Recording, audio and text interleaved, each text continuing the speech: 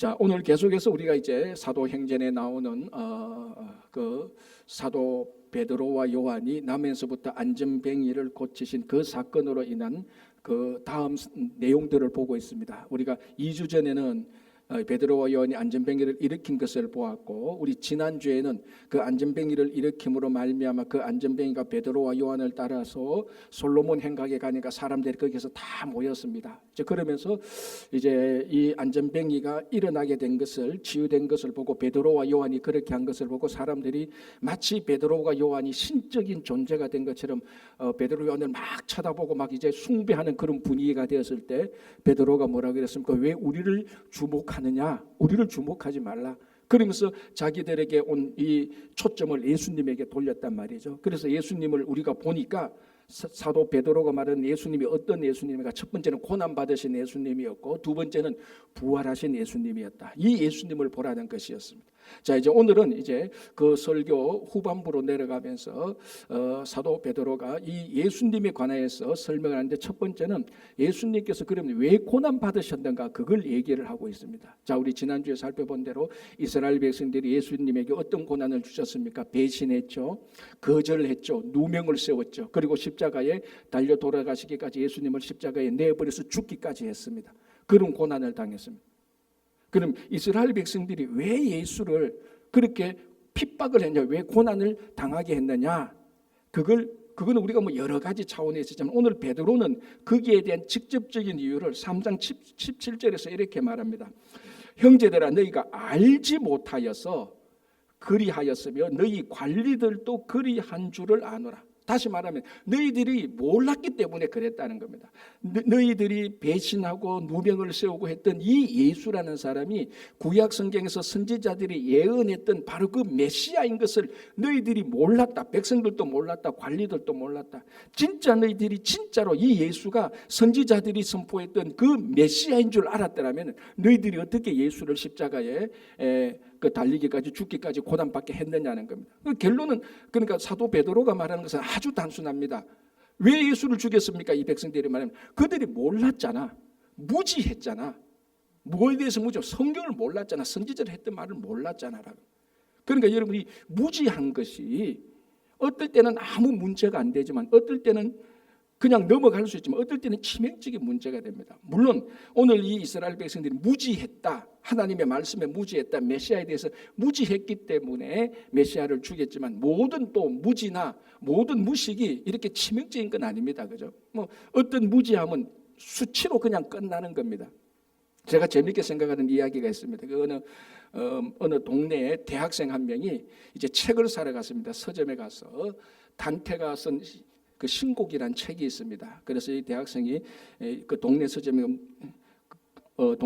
들어가니까 아르바이트하는 여직원이 있었습니다. 그래서 그 여직원에게 물었다는 거 아닙니까?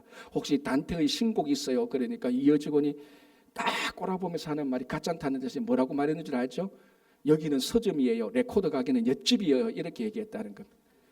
이거 웃어야 되는 건데 못 웃으면 안 됩니다. 그 여직원. 단테의 신곡이, 단테라는 가수가 새로운 곡을 만들어낸 줄 그렇게 무식하게 알아들었단 말이에요. 세계 최고의 책 가운데 하나가 단테의 신곡인데, 이런 무지함은 사실은 위험하지가 않아요. 좀 부끄럽죠. 대신 좀 수치스럽죠. 이런 무지함은 괜찮은데, 어떤 무지함은 굉장히 치명적입니다. 사람을 죽이기까지 하는 거죠.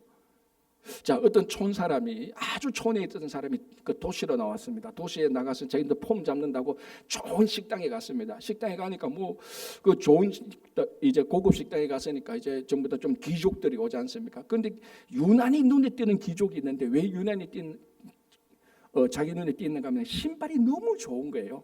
이 촌에서 온 사람, 산골에서 온 사람이 그 신발을 보니까 너무 좋은 거예요. 그래서 물었습니다. 아니, 젠틀맨, 그래 가서 당신 참 멋있다. 그런데 이 신발이 너무 좋은데 이거 무슨 신발이냐 물으니까, 이거 악어 신발이래. 악어가 뭐네? 악어도 모르는 사람이에요.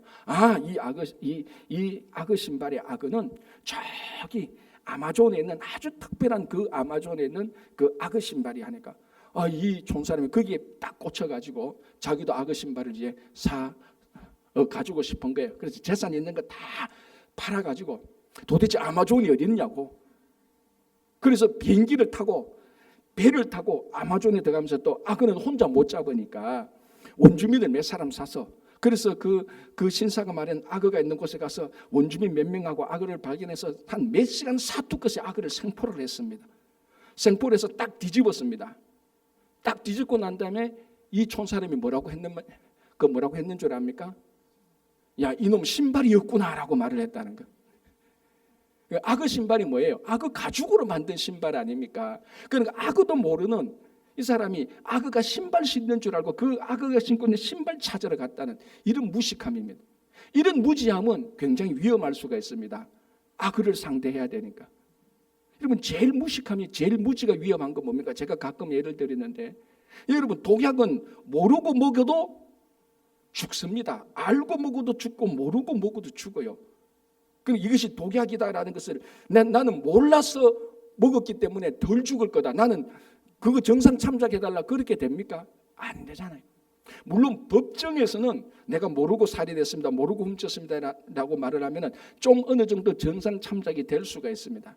그러나 우리 실생활에서 일어나는 어떤 무지함은 정상 참작이 되는 게 아닙니다. 자, 비행기 기술자가 자기가 몰라서 그 비행기 점검을 잘못했다 칩시다. 그 나사를 꽉 줘야 되는데 잘 못 줘왔다 했습니다. 비행기가 날아가다 그 나사 하나 못 줘가지고 나사가 풀려가지고 비행기 문제가 생겨가면 그 있는 사람들 다 죽습니다. 그러니까 무지함이 우리 일상생활 속에서는 좀 부끄러움으로 작용할 때 있지만 어떨 때는 굉장히 치명적으로, 무식한 그 모르는 사람을 장관으로 세워놔 보십시오. 국가 공동체가 어떻게 됩니까? 자, 인류 역사상 가장 위험했던 무지함이 뭡니까? 하나님을 몰랐다는 겁니다. 성경을 몰랐다는 겁니다. 예수가 메시아라는 것을 몰랐다는 이 위험이, 이 무지함이 가장 위험한 무지함이었습니다.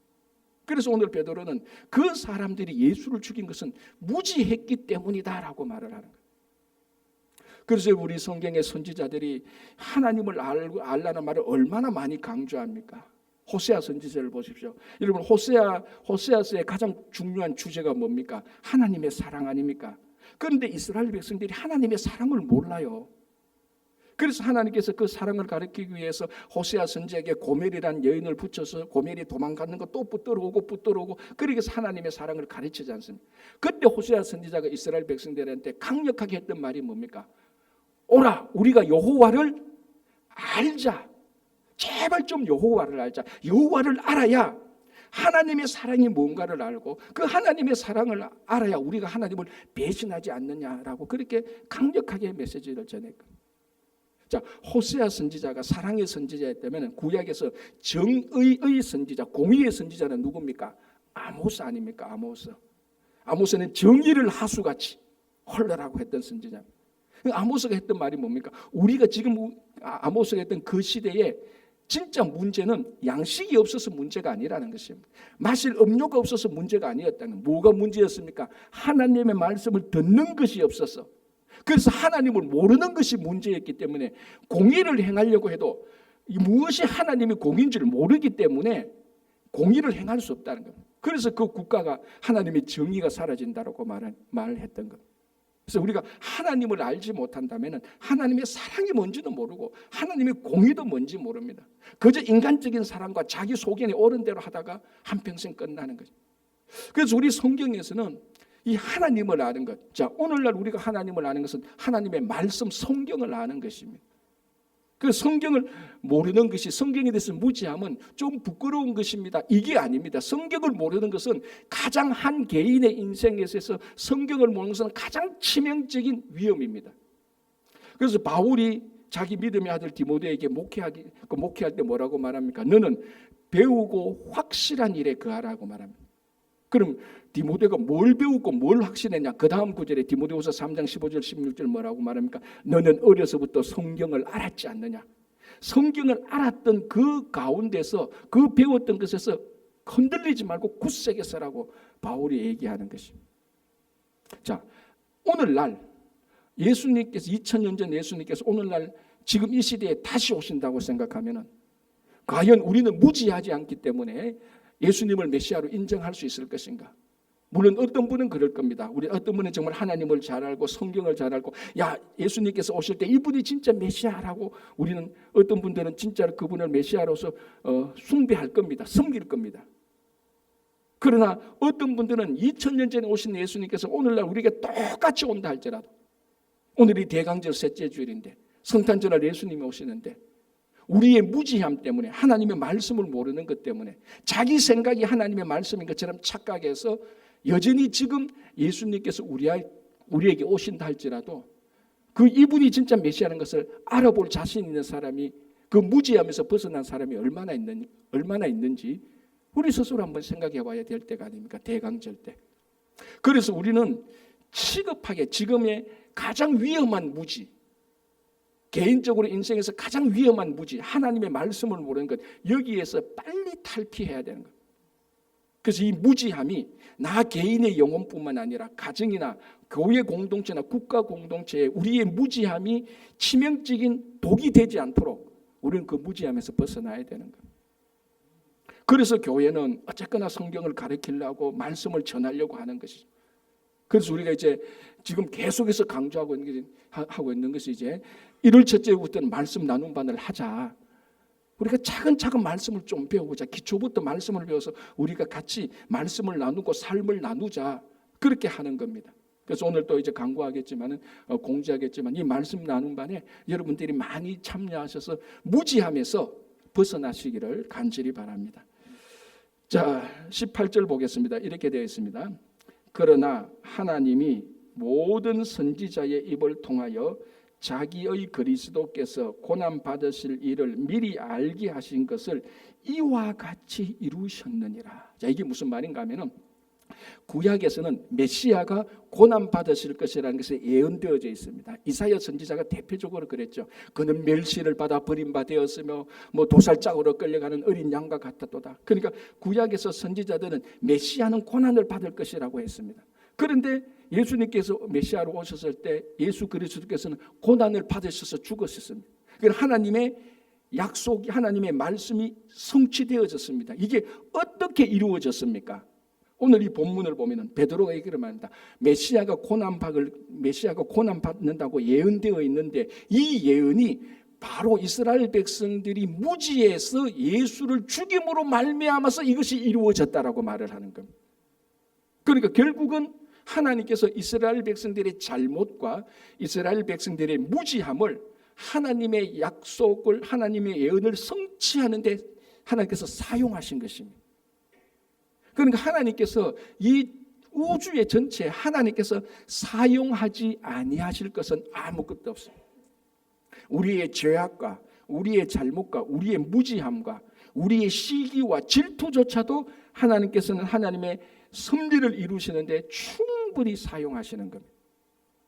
자, 여기서 이제 우리가 오해해서는 안 되는 게 아니었습니다. 하나님께서 우리의 무지함과 잘못을 사용한다고 해서 우리의 무지함과 잘못이 정당화되는 것은 아니라는 겁니다.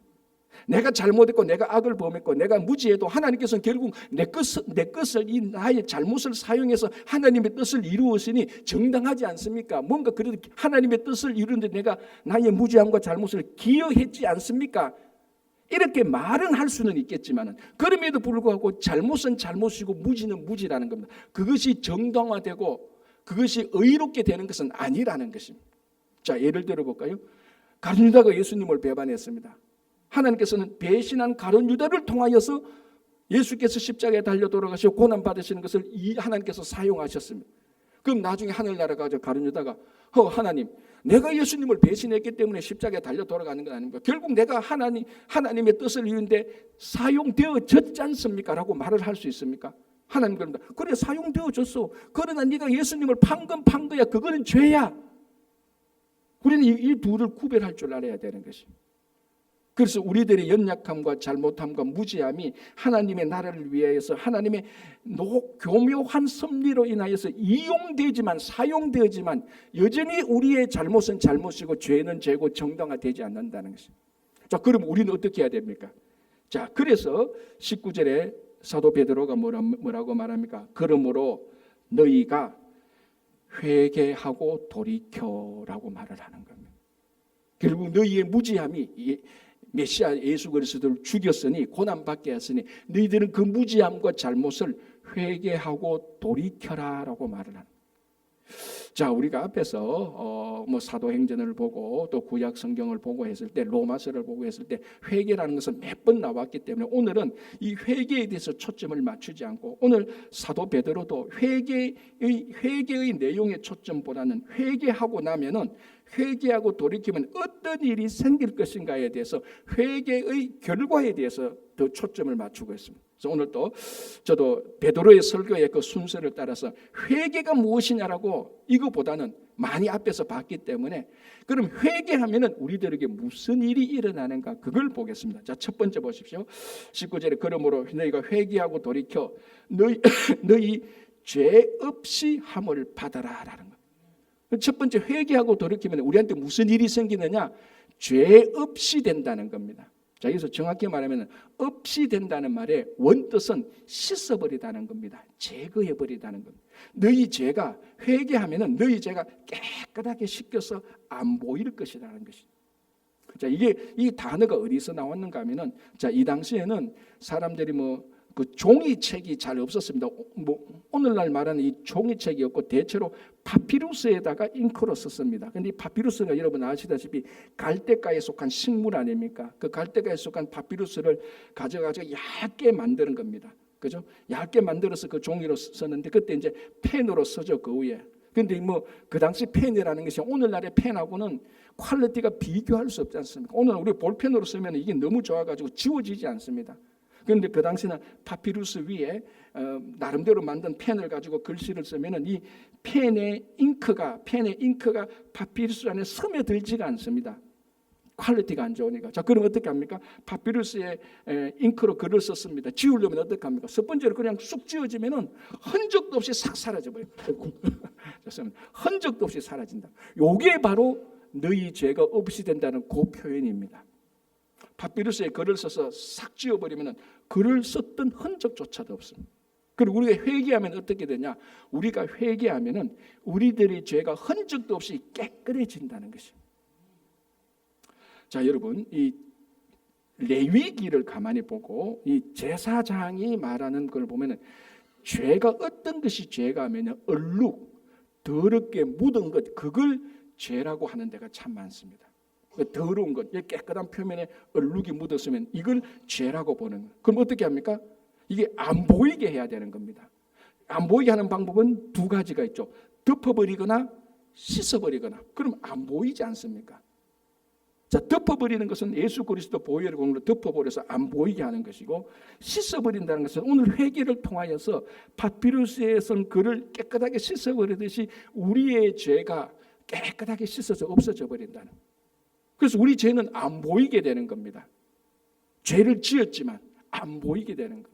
자, 이거 보십시오. 아담과 하와가 처음에 죄를 지었을 때, 선악을 알게 하는 열매를 따면서 죄를 지었을 때 제일 먼저 뭐를 했겠습니까? 무화과 나무 잎으로 자기 몸을 덮었습니다. 그리고 난 다음에 뭡니까? 하나님 앞에서 숨었습니다. 왜? 죄를 지었다는 것은 자기 안에, 자기 삶 속에 얼룩이 묻어 있기 때문에 그걸 안 보이게 해야 되는 겁니다. 그래서 안 보이게 하려고 무화과 나무로 덮고, 하나님께 안 보이게 하려고 하나님을 피해서 동산가 한쪽에 숨어버린 것입니다. 이게 다 죄 때문에 일어나는 거죠.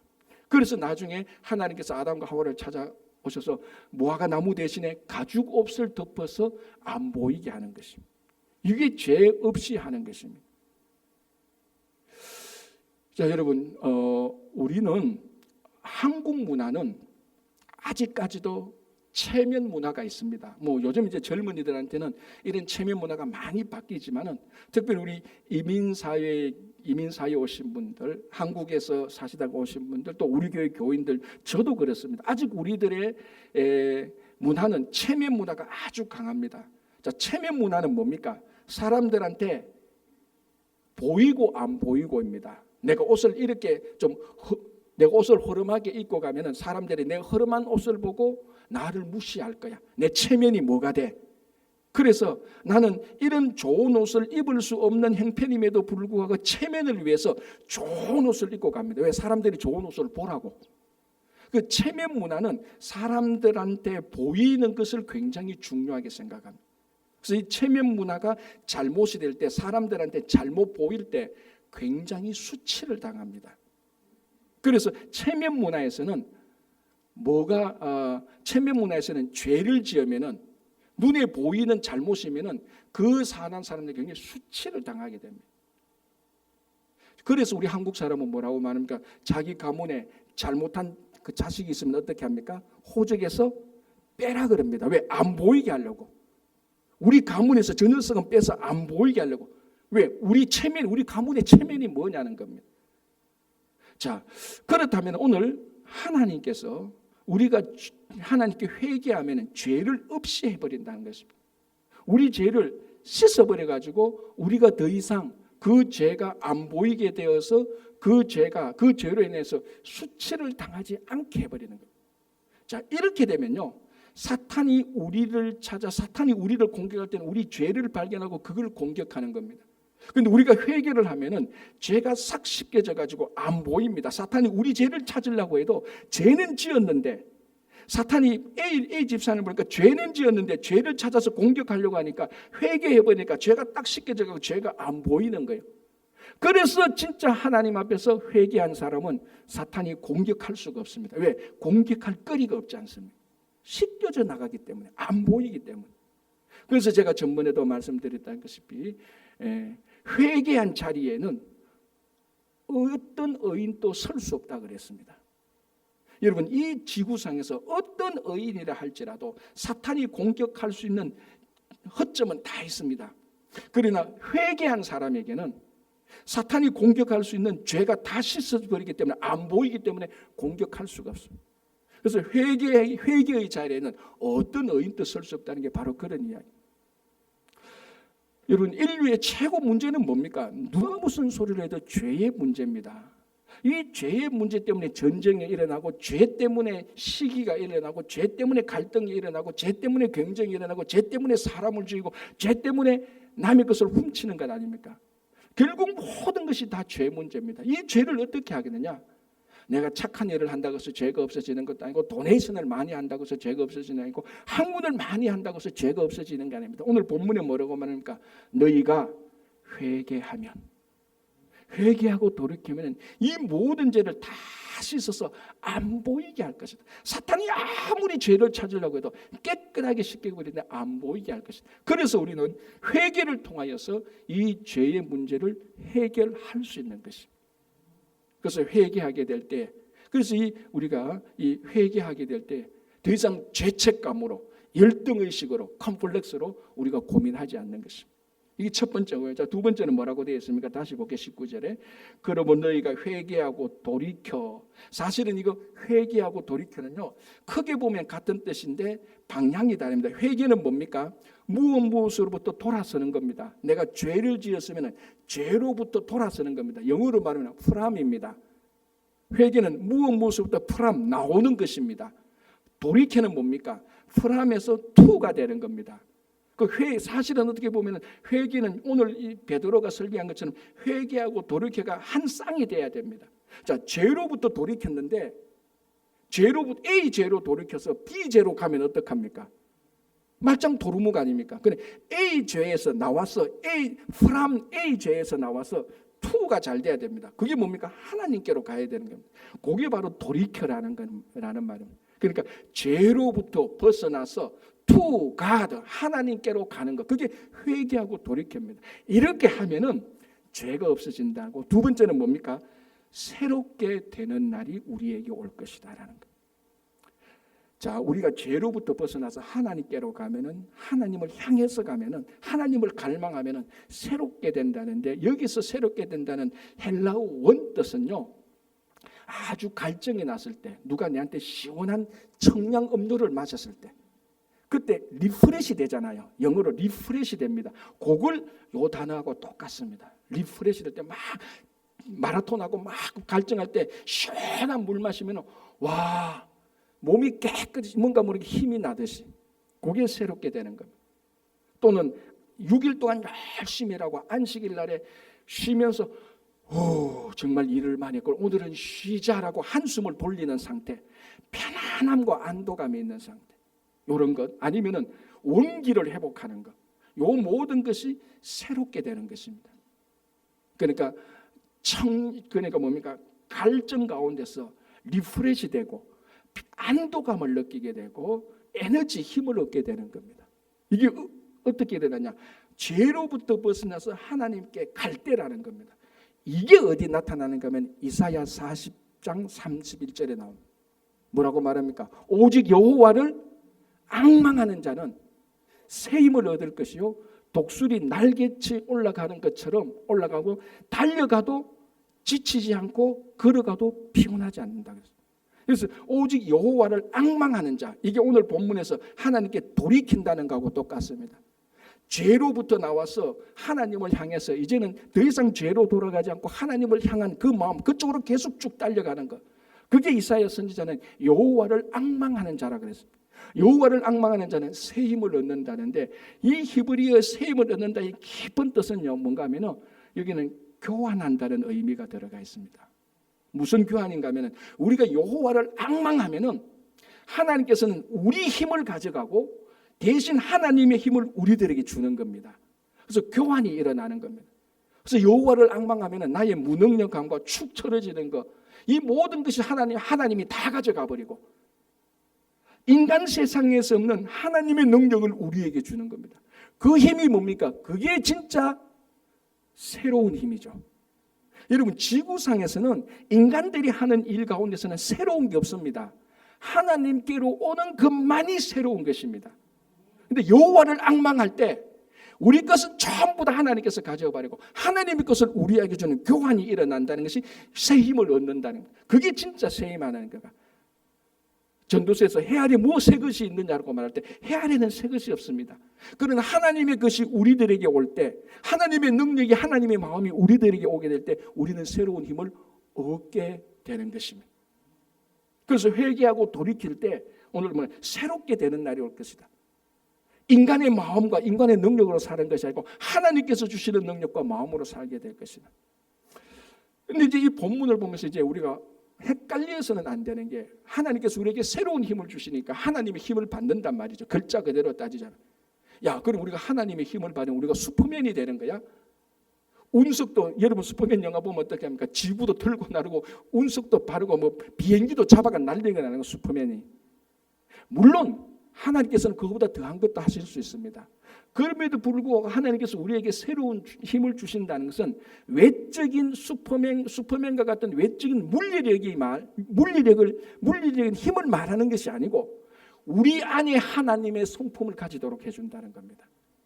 그래서 우리가 여호와를 앙망하게 될 때 우리의 마음이 낡고 고집세고 갈등이고 편견과 차별에 꽉 문든 마음을 하나님께서 다 가져가시고 하나님의 마음을 우리에게 주신, 그때 우리는 새로운 삶이 시작되는 것 아닙니까? 여러분, 아무리 내 마음이 변화되지 않고 내 심령이 새로워지지 않고 내가 아무리 부자되고 아무리 힘을 가지고 아무리 권능을 가진다 할지라도 그 사람의 인생은 새로운 삶이 아닙니다. 심령이 새롭지 않기 때문에. 제가 지난번에 한번 얘기했습니다. 저는 그때 그 가게 가서 너무 웃었던 적이 있는데, 그 가게에 이제 권사님이 있고 장로님이 계세요. 이게 한 20년 전 얘기예요. 그래서 이제 그 가게 갔는데 이제 내가 있는데 다른 분이 오셔가지고 권사님 안녕하시니까 그 장로님이 계셨던 거예요. 그러니까 원래 그 장로님은 바깥 일을 하시는 거예요. 그래 장로님이 계시니까 이분이 아이고 장로님 오래간만에 보십니다. 아이고 장로님 신수가 훤합니다. 아주 완전 새로운 사람이 됐어요 하니까 그 권사님이 입이 삐죽이 나와서 하는 말이, 그것만 새로만 뭐하는 마음이 새로워야지, 이렇게 삐죽하게 얘기하는. 저는 그게 저한테 그렇게 웃으면서 저도 피식 웃었어요. 그런데 그 장로님이 약간 바람기가 있거든요, 사실은. 그때는 이제 그 나중에 보니까 그런 논쟁이 있었어. 그러니까 권사님이 화가 났는데 그것도 모르는 사람이 장로님 신수가 좋습니다, 새로운 사람이니까 하니까 삐져가지고 껍데기만 시원한 껍데기만 새로운 게 뭐냐, 속이 심령이 새로워야지. 근데 그게 저한테는 그렇게 새롭게 다가오더라고요. 한 인생이 새로워지는 것은 이 사람이 갑자기 복권을 가져가지고 갑자기 벼락부자가 되고 권력을 가지고 높은 사람이 됐다고 해서 새로운 삶이 안 됩니다. 그 모습은 똑같다 할지라도 우리의 성품이 하나님의 성품이 될 때 새로운 사람이 되는 것 아닙니까? 그게 오늘 회개하고 하나님께 죄로부터 나와서 하나님께로 간다면은 하나님께서 우리의 낡은 성품을 가져가고 하나님의 새로운 성품을 우리들에게 주시는 것입니다. 그게 뭡니까? 새로운 삶을 살게 되는 것입니다. 자, 세 번째 하나 더 보겠습니다. 우리가 회개하고요, 하나님께 회개하고 돌이키면요, 세 번째 이런 일이 있습니다. 20절에 또 주께서 너희를 위하여 예정하신 그리스도 곧 예수를 보내신다라고 되어 있습니다.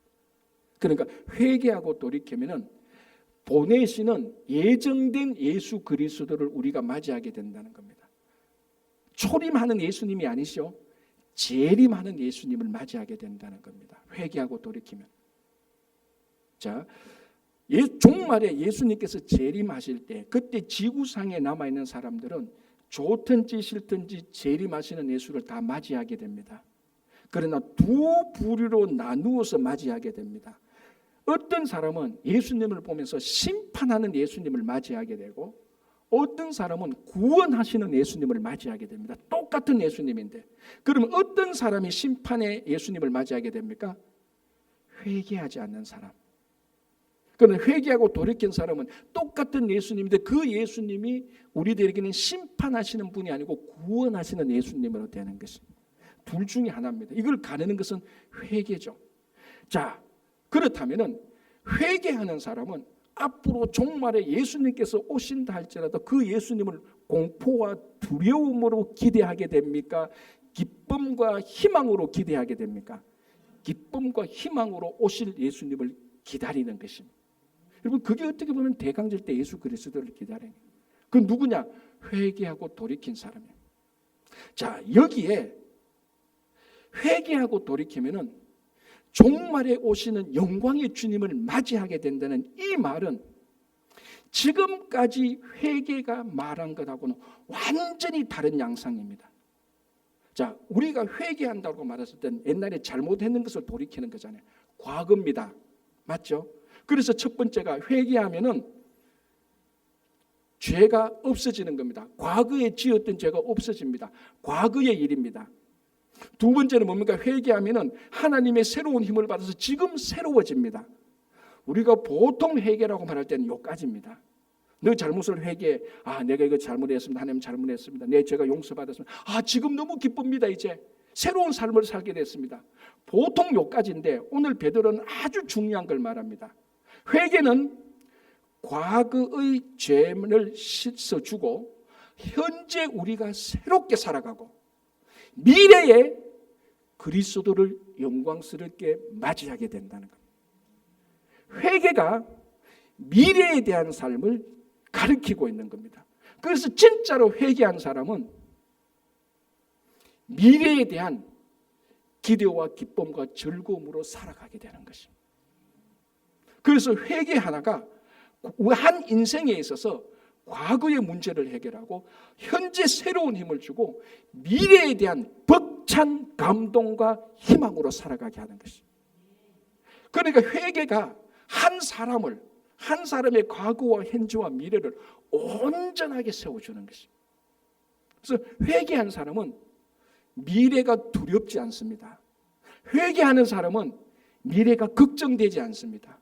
회개하는 사람은 지금 문제가 있어도 영광의 주님께서 오실 것을 기대하고 있기 때문에 회개한 사람은 궁극적인 미래는요, 구원과 영광과 기쁨과 즐거움과 영원한 생명이 있습니다.